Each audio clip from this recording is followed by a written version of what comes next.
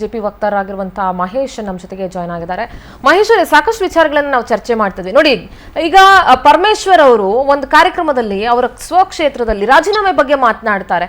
ನನಗೆ ಕಾರ್ಯಕರ್ತರ ಇದಕ್ಕೆ ಸ್ಪಂದಿಸೋದಕ್ಕೆ ಆಗ್ತಾ ಇಲ್ಲ, ನನಗೆ ಯಾವುದಕ್ಕೂ ನೀವೆಲ್ಲರೂ ಒಟ್ಟಾಗಿ ಒಂದ್ಸಲಿ ಹೇಳ್ಬಿಡಿ ರಾಜೀನಾಮೆ ಕೊಡ್ತೀನಿ, ಕೊಡ್ಲಾ ಅಂತ ಹೇಳಿ ಹ್ಞೂ ಅಂತ ಹೇಳ್ಬಿಡಿ ನಾನು ರಾಜೀನಾಮೆ ಕೊಡ್ತೀನಿ ಅಂತ ಹೇಳ್ತಾರೆ. ಸೊ ಇದೆಲ್ಲವನ್ನ ಗಮನಿಸಿದಾಗ ಕಾಂಗ್ರೆಸ್ನಲ್ಲಿ ಒಳಗೊಳಗೆ ಏನ್ ನಡೀತಾ ಇದೆ, ಖಾತೆ ಬದಲಾವಣೆಯ ಹಿಂದಿರುವಂತಹ ಕಾರಣಗಳೇನು ಅಥವಾ ಮರ್ಮ ಏನು? ಒಂದ್ ಕಡೆ ಡಿ ಕೆ ಶಿವಕುಮಾರ್ ಅವರು ದೆಹಲಿಗೆ ಹೋಗುವಂಥದ್ದು, ಇದೆಲ್ಲವೂ ಕೂಡ ಆಡಳಿತ ಯಂತ್ರಕ್ಕೆ ಒಂದ್ ರೀತಿ ಪೆಟ್ಟು ಬಿದ್ದಂಗಲ್ವಾ? ಖಂಡಿತ. ನೋಡಿ, ಹಿರಿಯರಾದಂತ ಪರಮೇಶ್ವರ್ ಅವರು ಕಳೆದ ಬಾರಿ ಅವ್ರನ್ನ ಕುತಂತ್ರದಿಂದ ಸೋಲಿಸುವಂತದ್ ಕೆಲಸ ಆಯ್ತು. ಅವರು ರಾಜ್ಯದ ಕಾಂಗ್ರೆಸ್ಸಿನ ಅಧ್ಯಕ್ಷರಾಗಿದ್ರು. ಅವ್ರಿಗೆ ಅವಕಾಶ ಸಿಗದಂಗೆ ಚುನಾವಣೆಯಲ್ಲಿ ಸೋಲಿಸುವಂತ ಕೆಲಸವನ್ನು ಮಾಡಿದ್ರು. ಈ ಬಾರಿ ಚುನಾವಣೆಯಲ್ಲಿ ಗೆದ್ರೂ ಕೂಡ ಅವರು ಈ ಸರ್ಕಾರದ ಒಳಗಡೆ ಒಂದ್ ರೀತಿ ಹಿರಿತನವನ್ನ ಪಕ್ಕಕ್ಕೆ ಇಟ್ಬಿಟ್ಟು ಅವರನ್ನ ಯಾವುದೇ ರೀತಿ ಕಾರ್ಯವನ್ನ ಮಾಡೋ ರೀತಿ, ನಮ್ಗೆ ಗೊತ್ತಿದೆ ಕರ್ನಾಟಕದ ಕಾನೂನು ಸುವ್ಯವಸ್ಥೆ, ಲಾ ಅಂಡ್ ಆರ್ಡರ್ ಯಾವ ರೀತಿ ಅಂತ. ಅವ್ರು ಪ್ರತಿ ಸಂದರ್ಭದಲ್ಲೂ ಅದಕ್ಕೆ ಸಂಬಂಧಪಟ್ಟಂತ ಪ್ರತಿಕ್ರಿಯೆ ಕೂಡ ಕೊಡ್ತಾ ಇದ್ದಾರೆ. ಆ ಪ್ರತಿಕ್ರಿಯೆ ಒಳಗಡೆ ಅವ್ರಿಗೆ ಆಗಿರ್ತಕ್ಕಂಥ ಅಂದ್ರೆ ಎಲ್ಲೋ ಅವ್ರನ್ನ ಕೈ ಕಟ್ಟ ಹಾಕ್ತಾರೋ ಅಂತ ಒಂದು ಉಸಿರುಗಟ್ಟಿದ ವಾತಾವರಣ ಇವತ್ತಿನ ಈ ಕ್ಯಾಬಿನೆಟ್ ಒಳಗಡೆ ಹಿರಿಯರಾದಂತ ಪರಮೇಶ್ವರ್ ಅವ್ರಿಗೆ ಅನ್ನಿಸ್ತಿದೆ ಅಂತ ನನ್ಗೆ ಅನ್ಸುತ್ತೆ. ಒಟ್ಟು ಯಾವ್ದೋ ಒಂದು ವ್ಯಕ್ತಿ ಕೇಂದ್ರೀಕೃತ, ಈಗ ನೇನೆ ನೋಡಿ ನೀವು ಮಾದೇವಪ್ಪನವರ ಹೇಳಿಕೆಗಳು, ನಾವು ಒಂದು ರೆಕಾರ್ಡ್ ಅನ್ನ ಮಾಡಿ ಗೃಹ ಇಲಾಖೆಯಲ್ಲಿ ಬೇರೆಯವರ ಇಂಟರ್ಫಿಯರೆನ್ಸ್ ಇಂದ ಏನಾದ್ರೂ ನೊಂದು ಪರಮೇಶ್ವರ್ ಅವರು ರೆಸಿಗ್ನೇಷನ್ ಬಗ್ಗೆ ಮಾತನಾಡಿದ್ರು. ನೀವು ಅವ್ರ ಹೇಳಿಕೆಯಲ್ಲಿ ನೀವು ನೋಡಿ, ರೆಕಾರ್ಡ್ಗೋಸ್ಕರ ನಾವು ಒಂದು ಮುಖ್ಯಮಂತ್ರಿ ಆಗಿರ್ತಾರೆ ಅಂತೇಳಿ, ಅಂದ್ರೆ ರೆಕಾರ್ಡ್ಗೋಸ್ಕರ ಮುಖ್ಯಮಂತ್ರಿ ಆಗಿರ್ತಾರೋ ಜನರ ಸೇವೆಗೋಸ್ಕರ ಮುಖ್ಯಮಂತ್ರಿ ಆಗಿರ್ಬೇಕು? ಈಗ ಎಚ್ ಸಿ ಮಾದೇವಪ್ಪನವ್ರು ಅವ್ರ ಆ ಮಾತನ್ನ ಹೇಳಿದರೆ, ದೇವರಾಜ್ ಅರಸು ಆದ ನಂತರ ಬಹಳ ದೀರ್ಘಾವಧಿ ಮುಖ್ಯಮಂತ್ರಿ ಯಾರಿದ್ದಾರೆ ಅನ್ನೋ ರೆಕಾರ್ಡ್ಗೋಸ್ಕರ ನಮ್ಮ ಮುಖ್ಯಮಂತ್ರಿ ಆಗಿರ್ಬೇಕು ಅಂದ್ರೆ ದಲಿತರ ಧ್ವನಿಯನ್ನ ದಮನ ಮಾಡುವಂತ ಕೆಲಸ ಕೂಡ ಇದ್ರ ಒಳಗಡೆ ನಡೀತಾ ಇದೆ. ಎಲ್ಲೋ ಒಂದ್ ಕಡೆ ಒಂದು ವ್ಯಕ್ತಿಯ ಗ್ಲೋರಿಫಿಕೇಶನ್, ಒಂದ್ ಕಡೆ ಆ ತರ ಆದ್ರೆ, ಇನ್ನೊಂದ್ ಕಡೆ ಕಾಂಗ್ರೆಸ್ಸಿನ ಒಳಗಡೆ ಇರ್ತಕ್ಕಂತ ಈ ಒಂದು ಅಧಿಕಾರಕ್ಕೋಸ್ಕರ ಏನು ಒಂದು ರೀತಿಯ ಒಂದು ಯಾದವಿ ಕಲಹ ಅದ. ಒಂದ್ ಕಡೆ ಸತೀಶ್ ಜಾರಕಿಹೊಳಿ, ಒಂದ್ ಕಡೆ ಡಿ ಕೆ ಶಿವಕುಮಾರ್ ಕಡೆ, ಒಂದ್ ಕಡೆ ರಾಜಣ್ಣ ಅವರು. ನಾನು ಮಾತಾಡ್ತೀನಿ ನಿಮ್ ಜೊತೆಗೆ ಕಾಂಗ್ರೆಸ್ ವಕ್ತಾರರು ಕೂಡ ಜಾಯ್ನ್ ಆಗಿದ್ದಾರೆ, ರಘು ದೊಡ್ಡೇರಿ ಅವರು. ರಘುಜಿ ನಮಸ್ತೆ, ಕಾರ್ಯಕ್ರಮಕ್ಕೆ ಸ್ವಾಗತ. ನಮಸ್ಕಾರ ಸಂದರ, ಹೇಗಿದ್ದೀರಿ? ನಾನು ಆರಾಮಿದ್ದೀನಿ, ನೀವ್ ಹೇಗಿದ್ದೀರಿ? ನನ್ನ ಧ್ವನಿ ಕೇಳಿಸ್ತಿದ್ಯಾ Raghuji? Are you audible?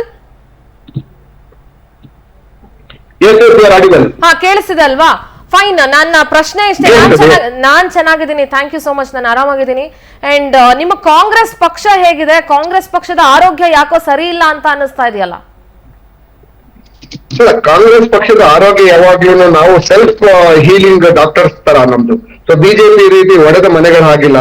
So ಮಾನ್ಯ ತಾವೇನೋ ಚರ್ಚೆ ಮಾಡ್ತಾ ಇದ್ರು, ನಮ್ಮ ಬಿಜೆಪಿ ವಕ್ತಾರ ಹೇಳ್ತಾ ಇದ್ರು ಪರಮೇಶ್ವರ್ ಅವರ ಹಿರಿತನಕ್ಕೆ ಅವರೇನೋ ರಿಸೈನ್ ಮಾಡ್ತೀನಿ ಅಂತ ಹೇಳಿ. ಸೊ ಒಂದ್ ವಿಚಾರವನ್ನ ಹೇಳ್ತೇನೆ, ಕಾಂಗ್ರೆಸ್ ಸರ್ಕಾರ ಇವತ್ತೇನು 130 ಶಾಸಕರು ಏನು ಗೆದ್ದಿದ್ದಾರೆ, ಈಗಿನ ರಾಜ್ಯದ ಮುಖ್ಯಮಂತ್ರಿ ಆಗಿ ಮತ್ತೆ ಉಪಮುಖ್ಯಮಂತ್ರಿ ಆಗಿ ಏನ್ ಸೆಲೆಕ್ಟ್ ಆಗಿರ್ತಕ್ಕಂಥದ್ದು, ಇನ್ಕ್ಲೂಡಿಂಗ್ ಪರಮೇಶ್ವರ್ ಸರ್ ಅವರ ನೇತೃತ್ವದಲ್ಲೇ ಮುಖ್ಯಮಂತ್ರಿಯಾಗಿ ಸಿದ್ದರಾಮಯ್ಯನವರು, ಉಪಮುಖ್ಯಮಂತ್ರಿಯಾಗಿ ಡಿ ಕೆ ಶಿವಕುಮಾರ್ ಅವರು ಆಯ್ಕೆ ಆಗಿದ್ದಾರೆ. ಸೊ ಪರಮೇಶ್ವರ್ ಸರ್ ಅವರು ಯಾವ ಇದರಲ್ಲಿ ಹೇಳಿದ್ದಾರೆ ಅಂತ ಏನು ಅಸಮಾಧಾನ ಇದೆ ಅಂತ ಏನಿಲ್ಲ.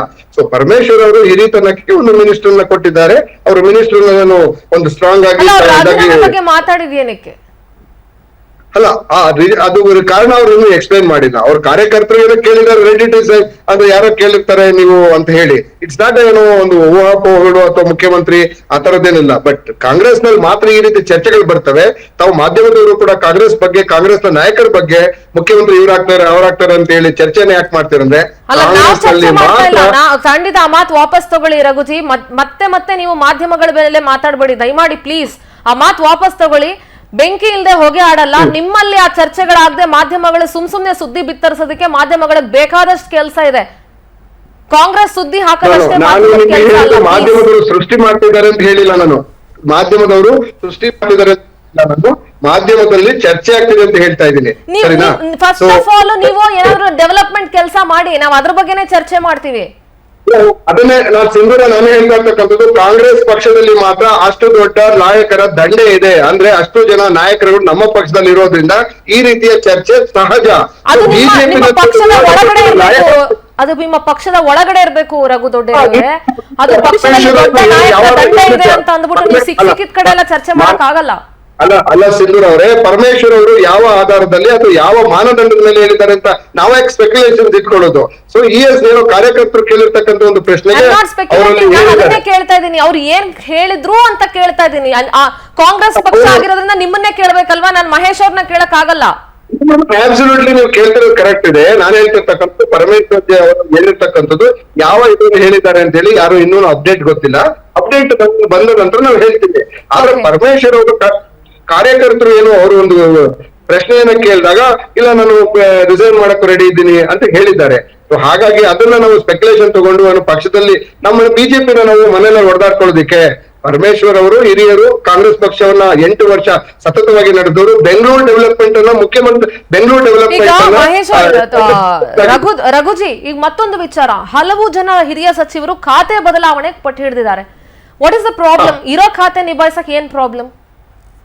ಇರೋ ಖಾತೆನ ನೋಡಿ, 2 ವಿಚಾರಗಳನ್ನ ಖಾತೆಗಳನ್ನ ಈಗ ನಾನು ಯಾರ್ಯಾರಿಗೆ ಯಾವ ಖಾತೆಗಳನ್ನ ಕೊಟ್ಟಿದ್ದೇವೆ ಮೌಲ್ಯಮಾಪನ ನಮ್ಮ ಕೇಂದ್ರ ತಂಡದಲ್ಲಿ ನಡೀತಾ ಇದೆ. AICC ಮಟ್ಟದಲ್ಲಿ ಅವರ ಮೌಲ್ಯಮಾಪನ ನಡೀತಾ ಇದೆ. ನಾವು ಆಲ್ರೆಡಿ ಹೇಳಿದ್ದೇವೆ, ಯಾವ ಸಚಿವರು ಜನರ ಪರವಾಗಿ ಕೆಲಸ ಮಾಡೋದಿಲ್ಲ ಅವರನ್ನ ಬದಲಾವಣೆ ಮಾಡ್ತೀವಿ ಅಂತ ಹೇಳಿ ಮಾನ್ಯ ಹಿರಿಯ AICC ಅಧ್ಯಕ್ಷರು ಹೇಳಿದ್ದಾರೆ, ಮತ್ತೆ ನಮ್ಮ AICC ತಂಡ ಕೂಡ ಹೇಳಿದೆ. ಸೊ ಹಾಗಾಗಿ ಡಿಮ್ಯಾಂಡ್ ಮಾಡೋದು ಅವರ ವೈಯಕ್ತಿಕ ಸಹಜ ಇದು ಪ್ರಕ್ರಿಯೆ, ಅವ್ರು ಕೇಳೋದಿಲ್ಲ ತಪ್ಪಿಲ್ಲ. ಆದ್ರೆ ಅವ್ರು ನಿಜವಾಗ್ಲೂ ಸಮರ್ಥವಾಗಿ ಕೆಲಸ ಮಾಡಿದ್ದಾರಾ ಇಲ್ವಾ ಅಂತ ಹೇಳೋದು ಇನ್ನು ಕೆಲವು ದಿನಗಳಲ್ಲಿ ಒಂದು ಕ್ಲಾರಿಫಿಕೇಶನ್ ಅನ್ನ ಬಯಸ್ತೀನಿ ನಾನು ರಘು ದೊಡ್ಡೇರಿಯವರೇ. ಈಗ ಒಂದ್ ಕಡೆ ಸಚಿವ ಸಂಪುಟ ಪುನರ್ರಚನೆ, ಇನ್ನೊಂದ್ ಕಡೆ KPCC ಅಧ್ಯಕ್ಷ ಸ್ಥಾನದ ಮೇಲೆ ಒಂದಷ್ಟು ಜನ ಕಣ್ಣಿಟ್ಟಿದ್ದಾರೆ, ಇನ್ನೊಂದ್ ಕಡೆ DCM DK ಶಿವಕುಮಾರ್ ದೆಹಲಿಗೆ ಹೋಗ್ತಾ ಇದ್ದಾರೆ. ಸೊ ಅಲ್ಲೊಂದು ಸಾಕಷ್ಟು ವಿಚಾರಗಳ ಬಗ್ಗೆ ಚರ್ಚೆ 100% ಆಗುತ್ತೆ ಅನ್ನೋದು ಎಲ್ರಿಗೂ ಗೊತ್ತೇ ಇದೆ. ಇಟ್ಸ್ ಅನ್ ಓಪನ್ ಸೀಕ್ರೆಟ್, ಅದ್ರಲ್ಲಿ ಏನ್ ಮುಚ್ಚುಮರೆ ಏನಿಲ್ಲ. ಇನ್ನೊಂದ್ ಕಡೆ ಈ ಕಡೆ ಅದನ್ನೇ ಹೇಳ್ತಾ ಇರೋದು, ಈ ಕಡೆ ಸಚಿವ ಸ್ಥಾನ ಆಕಾಂಕ್ಷಿಗಳು ಜಾಸ್ತಿ ಇದ್ದಾರೆ, ಸಂಪುಟ ಪುನರ್ರಚನೆ ಮಾಡಬೇಕು. ಇನ್ನೊಂದ್ ಕಡೆ ನೋಡಿದ್ರೆ ಬಜೆಟ್ ಟೆನ್ಷನ್ ಅಲ್ಲಿ ಮುಖ್ಯಮಂತ್ರಿಗಳಿದ್ದಾರೆ, ಈ ನಡುವೆ ಖಾತೆ ಬದಲಾವಣೆ ಮಾಡಿ ಅನ್ನುವಂತ ಒತ್ತಡ ಜಾಸ್ತಿ ಆಗ್ತಾ ಇದೆ. What's happening inside the Congress actually? ಅಲ್ಲ, ಒಂದ್ ನಿಮಿಷ ನೋಡಿ, ಒಂದು ಕಾಂಗ್ರೆಸ್ ಪಕ್ಷ ಅಥವಾ ಯಾವುದೇ ಒಂದು ಪಕ್ಷ ಅಥವಾ ಯಾವುದೇ ಒಂದು ಸರ್ಕಾರ ಬಂದಾಗ ನನ್ನಲ್ಲಿರ್ತಕ್ಕಂತ ಏನೋ ಒಂದು ಖಾತೆಯನ್ನ ಬಿಟ್ಟು ಇನ್ನೊಂದು ಖಾತೆಯನ್ನ ಕೊಡಿ ಅಂತ ಕೇಳ್ತಕ್ಕಂಥದ್ದು ತಪ್ಪಲ್ಲ, ಅಪರಾಧ ಅಲ್ಲ. ಪ್ರಾಬ್ಲಮ್ ಅಂತ ಕೇಳ್ತಾ ಇದ್ದೀನಿ. ಪ್ರಾಬ್ಲಮ್ ಏನಿಲ್ಲ. ರಾಜಕೀಯದಲ್ಲಿ ಒಂದ್ ನಿಮಿಷ ಸಿಂಧೂರ್ ಅವರೇ, ರಾಜಕೀಯದಲ್ಲಿ ಪ್ರತಿಯೊಬ್ಬ ನಾಯಕನಿಗೂ ನನಗೆ ಇದಕ್ಕಿಂತ ಬೆಟರ್ ಖಾತೆಯನ್ನ ಕೊಡಿ ಅಂತ ಕೇಳೋದ್ರಲ್ಲಿ ಯಾವುದೇ ತಪ್ಪಿಲ್ಲ. ಅದು ಅವರ ಜನ್ಮ. ಒಂದ್ ನಿಮಿಷ ರಘುಜಿ, ಒಂದ್ ನಿಮಿಷ. ಬೆಟರ್ ಖಾತೆ ಅನ್ನೋದಕ್ಕೆ ಏನಾದ್ರೂ ಮಾನದಂಡ ಇದೆಯಾ? ಅಲ್ಲ, ಬೆಟರ್ ಖಾತೆ ಅಂದ್ರೆ ಟಾಪ್ 10 ಪೋರ್ಟ್ಫೋಲಿಯೋಗಳು ನೋಡಿ. ಒಂದು ಖಾತೆಗಳು ಅಂತ ಅಂದ್ರೆ ಒಂದು 10 ಪೋರ್ಟ್ಫೋಲಿಯೋಗಳಿದಾವೆ. ಹೋಮ್ ಮಿನಿಸ್ಟ್ರು, ಜಾಸ್ತಿ ಆಗುತ್ತೆ, ಅದು ಬೆಟರ್ ಖಾತೆ ಅಂತನಾ ನಿಮ್ಮ ಅರ್ಥದಲ್ಲಿ? ಇಸ್ ದಟ್ ಅದು ಮಾನದಂಡವಾ?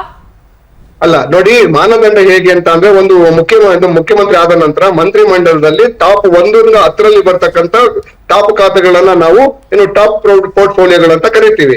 ಸೊ ಅದನ್ನ ನೀವು ಯಾವ ಆಧಾರದಲ್ಲಿ ಅಂತ ಹೇಳಿದ್ರೆ ಅದನ್ನ ಡಿಫರೆಂಟ್ ಆಗಿ ಅವರವರ ಲೆಕ್ಕದಲ್ಲಿ ಅವರು ವ್ಯಾಖ್ಯಾನ ಮಾಡ್ಕೊಳ್ತಾರೆ ಅದನ್ನ. ಓಕೆ ಮಹೇಶ್ ಅವರೇ, ನೀವೇನೋ ಮಾತನಾಡ್ಬೇಕು ಅಂತ ಹೇಳಿದ್ರೆ ಪ್ಲೀಸ್ ಗೋ ಹೆಡ್.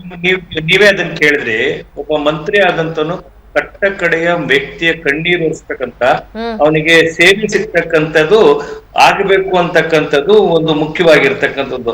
ಆದ್ರೆ ಇಲ್ಲಿ ಪ್ರಶ್ನೆ ಇರ್ತಕ್ಕಂಥದ್ದು ತಾವು ಬಹಳ ಚೆನ್ನಾಗಿ ಕೇಳಿದ್ರಿ ತಾವು. ಇಲ್ಲಿ ನಮಗೆ ಇಂಥ ಖಾತೆ ಬೇಕು ಅಂತಂದ್ರೆ, ಖಾತೆ ಇರ್ತಕ್ಕಂಥದ್ದು ಲೂಟಿ ಹೊಡಿಲಿಕ್ಕೆ, ಖಾತೆ ಮಾಡ್ತಕ್ಕಂಥದ್ದು ಭ್ರಷ್ಟಾಚಾರ ಮಾಡ್ಲಿಕ್ಕೆ. ಇವ್ರೇನ್ ಅನ್ಕೊಂಡ್ಬಿಟ್ಟಿದ್ದಾರೆ ಅಂದ್ರೆ, ಇವರ ಅಜ್ಜ ಜಾಗೀರ್ದಾರ್ದು ಹಣ ಇತ್ತು ಈ ರಾಜ್ಯದ್ದು, ಇದನ್ನ ಲೂಟಿ ಮಾಡಕ್ಕೋಸ್ಕರ ನಾನ್ ಮೊದ್ಲು ಅಂತ ಕಾಂಪಿಟೇಷನ್ ಕಾಂಗ್ರೆಸ್ ಒಳಗಡೆ ನಡೀತಾ ಇರ್ತಕ್ಕಂಥದ್ದು. ನಾಚಿಕೆ ಆಗ್ಬೇಕು ಕಾಂಗ್ರೆಸ್ಸಿಗರಿಗೆ. ಇವ್ರು ಏನ್ ಗನಂದಾರಿ ಸಾಧನೆ ಮಾಡಿರ್ತಕ್ಕಂಥದ್ದು ಕಳೆದ 1.5 ವರ್ಷದಲ್ಲಿ ಲಾಸ್ಟ್ ರಿಯಾಕ್ಷನ್ ಇಷ್ಟೇನೆ. ನಾ ಹೇಳ್ದಲ್ಲ, ಭ್ರಷ್ಟಾಚಾರದಿಂದ ಕೂಡಿರ್ತಕ್ಕಂಥ ಒಂದು ಅಸಮರ್ಥ ಸರ್ಕಾರ ಈ ರಾಜ್ಯದ. ಈ ಸರ್ಕಾರ ಬರೀ ಇವ್ರ ಖಾತೆಗಳ ಬದಲಾವಣೆ ಅಲ್ಲ, ಸರ್ಕಾರನೇ ಬದಲಾವಣೆ ಆದ್ರೆ ಈ ರಾಜ್ಯಕ್ಕೆ ನೆಮ್ಮದಿ ಸಿಗತ್ತೆ. ಇಷ್ಟು ಒಂದು ಕಾನೂನು ಸುವ್ಯವಸ್ಥೆ ಹದಗೆಟ್ಟಿರ್ತಕ್ಕಂಥದ್ದು,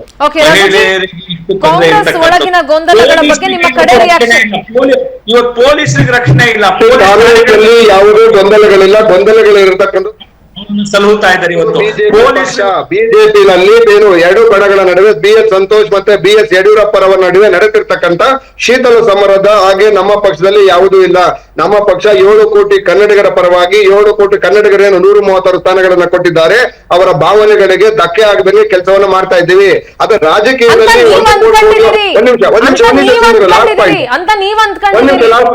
ಒಂದ್ ನಿಮಿಷ ಪ್ಲೀಸ್.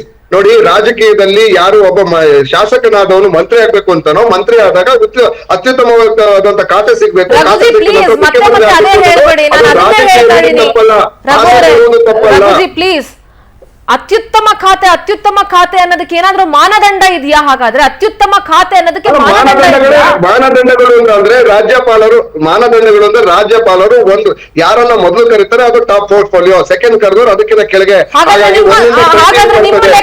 ನಿಮ್ಮ ಲೆಕ್ಕದಲ್ಲಿ ಕೆಳಮಟ್ಟದ ಖಾತೆ ಯಾವುದು? ಹಾಗಾದ್ರೆ ಅತ್ಯುತ್ತಮ ಖಾತೆ ಯಾವುದು, ಕೆಳಮಟ್ಟದ ಖಾತೆ ಯಾವುದು? ಅಲ್ಲ, ಪ್ರಿಫರೆನ್ಸಸ್ ಸೇಮ್ ಇರ್ತದೆ. ಈಗ PWD ಹೋಗ್ಬಿಟ್ಟು ನಾವು ಇದನ್ನ ಯಾವ್ದು ಕ್ರೀಡಾ ಇಲಾಖೆಗೆ ಈಕ್ವಲ್ ಇಂಪಾರ್ಟೆನ್ಸ್ ಯಾಕೆ ಕ್ರೀಡಾ ಇಲಾಖೆಯಲ್ಲಿ ಮಾಡೋ ಕೆಲಸ ಇಲ್ವಾ? ನೋಡಿ, ಅಂದ್ರೆ ನೀವು ಹೇಳ್ತಾ ಇರೋದು PWD ಇಲಾಖೆಯಲ್ಲಿ ಸಿಗುವಷ್ಟು ಹಣ ಕ್ರೀಡಾ ಇಲಾಖೆಯಲ್ಲಿ ಸಿಗಲ್ಲ ಅಂತ ಹೇಳ್ತಾ ಇದ್ದೀರಿ. Thank you so much. Thank you ಇಬ್ರಿಗೂ ಕೂಡ ಕಾರ್ಯಕ್ರಮದಲ್ಲಿ ಭಾಗಿಯಾಗಿದ್ದಕ್ಕೆ ಧನ್ಯವಾದ. ಒಟ್ಟಾರೆಯಾಗಿ ಇದನ್ನೇ ಹೇಳೋದು, ಯಾವ ಇಲಾಖೆ ಏನು ಎತ್ತ ಅಂತಂದ್ರೆ ಟಾಪ್ ಮೋಸ್ಟ್ ಇಲಾಖೆ ಅಂತಂದ್ರೆ ಅದರಲ್ಲಿ ಹಣ ಜಾಸ್ತಿ ಸಿಗುತ್ತೆ, ಭ್ರಷ್ಟಾಚಾರ ಮಾಡ್ಲಿಕ್ಕೆ ಅವಕಾಶ ಸಿಗುತ್ತೆ, ಕ್ರೀಡಾ ಇಲಾಖೆಯಲ್ಲಿ ಅವಕಾಶ ಸಿಗಲ್ಲ ಅನ್ನೋ ಲೆಕ್ಕದಲ್ಲಿತ್ತು ಕಾಂಗ್ರೆಸ್ ವಕ್ತಾರರು ಮಾತನಾಡಿದಂತ ಮಾತು. ನೋಡೋಣ ಕಾಂಗ್ರೆಸ್ನ ಈ ಗೊಂದಲಗಳು ಯಾವಾಗ ಇತ್ಯರ್ಥ ಆಗುತ್ತೆ, ಯಾವಾಗ ಅವರು ಬಗೆಹರಿಸ್ಕೊಳ್ತಾರೆ, ಎಲ್ಲಿವರೆಗೂ ಬಂದ್ ನಿಲ್ಲುತ್ತೆ. ಸ್ವಲ್ಪ ಆದ್ರೂ ಜನರ ಋಣ ನಿಮ್ಮ ಮೇಲೆ ಇದೆ ಅನ್ನೋದನ್ನ ಅರ್ಥ ಮಾಡ್ಕೊಂಡು ಇಷ್ಟು ಜನರನ್ನ ಗೆಲ್ಸಿರೋದಕ್ಕೆ, ಅಧಿಕಾರವನ್ನ ಕೊಟ್ಟಿರೋದಕ್ಕೆ, ಸರಿಯಾಗಿ ಆಡಳಿತವನ್ನ ಮಾಡಿ ಕರ್ನಾಟಕದ ಜನರ ಸಫರ್ ಮಾಡದಿರೋ ತರ ನೋಡ್ಕೊಳ್ಳುವಂತ ಜವಾಬ್ದಾರಿ ಕಾಂಗ್ರೆಸ್ ಸರ್ಕಾರದ ಮೇಲಿದೆ ಅಂತ ಹೇಳ್ತಾ ಈ ಕಾರ್ಯಕ್ರಮ ನನಗೆ ಮುಗಿಸ್ತಾ ಇದೀನಿ. ನೋಡ್ತಾ ಇರಿ ಪವರ್ ಟಿವಿ, ಇದು ನಿಮ್ಮ ಶಕ್ತಿ.